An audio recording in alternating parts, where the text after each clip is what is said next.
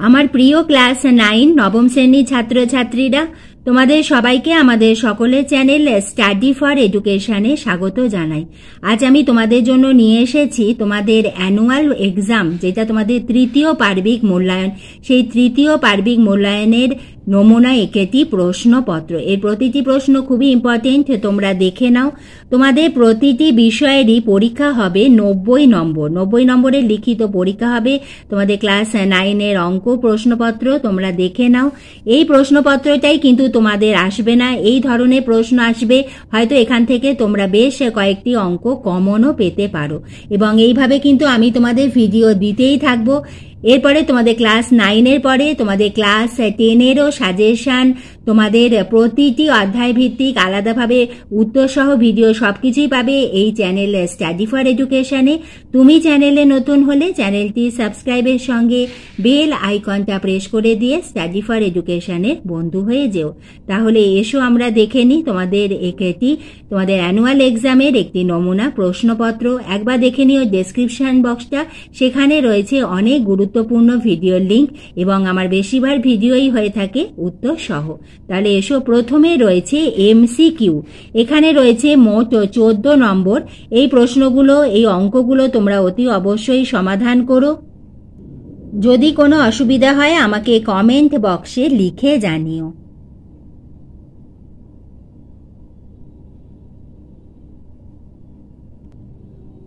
তোমাদের লগারিদমের যে অধ্যায়টি রয়েছে তার প্রতিটি অঙ্ক আমার করা আছে, তার প্লেলিস্ট আছে।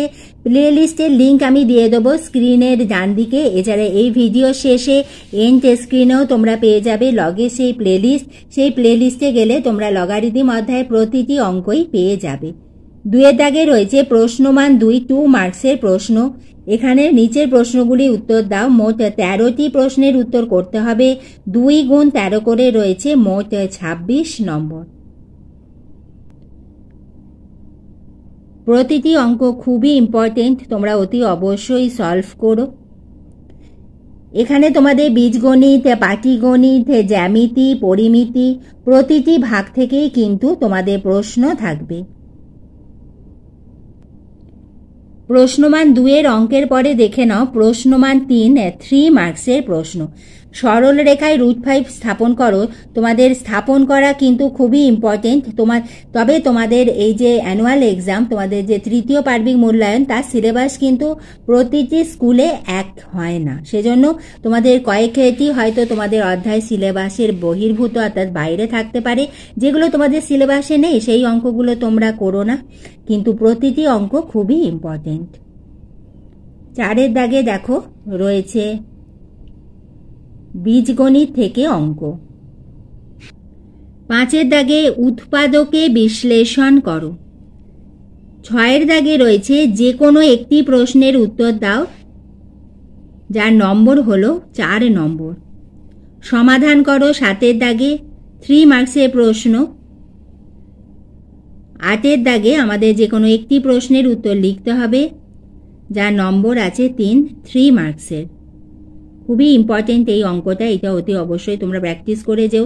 তোমাদের পরীক্ষাতেও কিন্তু এই অঙ্কটি আসতে পারে।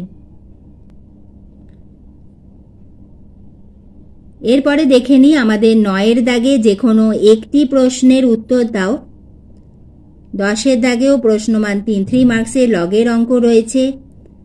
তোমরা অতি অবশ্যই আমার লগের যে অধ্যায়টি রয়েছে, লগারিদমের আমার প্লেলিস্ট রয়েছে, তার ডিপি আমি দিয়ে দেবো এই ভিডিওর একদম শেষে। সেখানে ক্লিক করলে তোমরা প্রতিটি অঙ্কই দেখতে পাবে, এবং আমি খুব সহজভাবে বুঝিয়েছি। তোমরা অতি অবশ্যই সেই ভিডিওটি দেখো, তাহলে এই অধ্যায়ের অঙ্ক করতে তোমাদের কোনো অসুবিধে হবে না। এরপরে দেখো 11-এর দাগে রয়েছে আমাদের পরিসংখ্যা বহুভুজ অঙ্কন করো। আমাদের রাশিবিজ্ঞান থেকে অঙ্ক প্রশ্নমান 4 মার্কসের প্রশ্ন। পরিসংখ্যা বহুভুজের সঙ্গে আয়তলেখ অঙ্কন অথবাতে রয়েছে। এরপরে 12-এর দাগে রয়েছে উপপাদ্য। প্রথম উপপাদ্যটি হলো প্রমাণ করো যে যে সকল সামান্তরিক একই ভূমি ও একই সমান্তরাল সরল রেখা যুগলের মধ্যে অবস্থিত তাদের ক্ষেত্রফল সমান। এবং বিয়েরটি হলো প্রমাণ করো যে ত্রিভুজের কোণগুলির অন্তর সমদ্বিখণ্ডক তিনটি হলো সমবিন্দু। এই দুইটি উপপাদ্য এখানে এসেছে। এরপরে 13 দাগে দেখে নাও।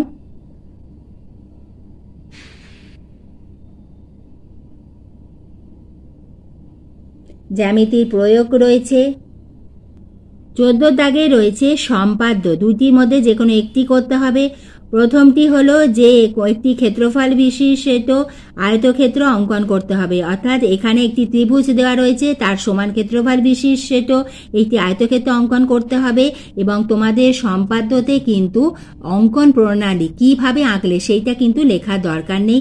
তোমরা শুধুমাত্র অঙ্কন চিত্র দিয়ে দেবে, দাগ নম্বর দেবে এবং অতি অবশ্যই এখানে যে নাম দেওয়া রয়েছে, এখানে যেহেতু PQR এইভাবে নাম দেওয়া রয়েছে, তোমাদের কিন্তু এইভাবেই নাম দিতে হবে। তোমরা তোমাদের নিজের মতো ABCD দিয়ে দিলে বা নাম দিলেই না, তাহলেও কিন্তু আঁকা যদি তোমার সঠিক হয় তবুও কিন্তু তুমি 4-এ 4 পাবে না। এবং তোমাদের যে টিচার উনি যদি চান তাহলে তোমাকে 0 দিতে পারে। সেজন্য অতি অবশ্যই এখানে যে নামগুলো দেওয়া রয়েছে সেগুলো তোমরা দেখে লক্ষ্য রেখে করবে। আর যদি সেইভাবে তোমাদের নাম না দেওয়া থাকে তাহলে তোমরা নিজের মতন নাম অর্থাৎ নেমিং কিন্তু করতেই হবে। এরপরে রয়েছে একেটি চতুর্ভুজের সমান ক্ষেত্রফল বিশিষ্ট একেটি ত্রিভুজ অঙ্কন করো। এই দুইটির মধ্যে আমাদের যে কোনো একটি করতে হবে। রয়েছে 4 নম্বর। এরপরে 15 দাগে দেখে নাও। আমাদের এখানে যে কোনো একটি প্রশ্নের উত্তর করতে হবে। প্রশ্ন হচ্ছে আমাদের 3 মার্কসের। এরপরে রয়েছে পরিমিতির অঙ্ক 16 দাগ নম্বরে। দুইটি করতে হবে, প্রতিটি 3 মার্কসে 3 গুণ 2 করে রয়েছে 6 মার্কস, 6 নম্বর। এবং পরিমিতির পরবর্তী অঙ্কগুলি দেখে নাও। আজ আমি তোমাদের একটি নমুনা প্রশ্নপত্র দেখালাম তোমাদের তৃতীয় পার্বিক মূল্যায়নের। এইভাবে আমি তোমাদের প্রতিটি বিষয়েরই দিতে থাকবো। তোমরা লক্ষ্য রেখো এবং অতি অবশ্যই একবার লগের যে অধ্যায় সেটা দেখে নিও, তাহলে কিন্তু ওই অধ্যায়ের কোনো অঙ্ক করতে তোমাদের সমস্ত সহজভাবে বোঝানো আছে, তোমরা অনায়াসেই করে ফেলতে পারবে। ভিডিওটি ভালো লাগলে, উপকারে এলে একটা লাইক করে দিও, বন্ধুদের শেয়ার করে দিও। তুমি যদি চ্যানেলে নতুন হয়ে থাকো চ্যানেলটি সাবস্ক্রাইবের সঙ্গে বেল আইকনটা প্রেস করে দিয়ে স্টাডি ফর এডুকেশনে বন্ধু হয়ে যেও।